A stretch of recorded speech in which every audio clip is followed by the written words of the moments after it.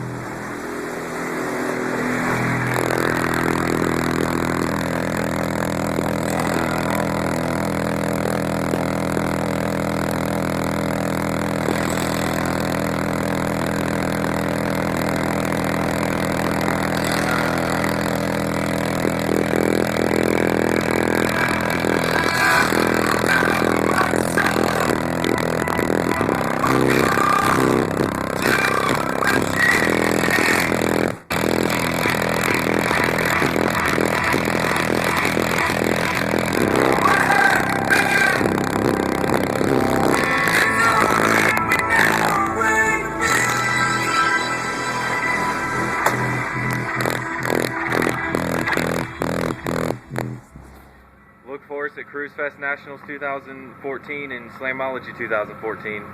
Looking to get 2 more amps, have twice as much power. You guys have a good one.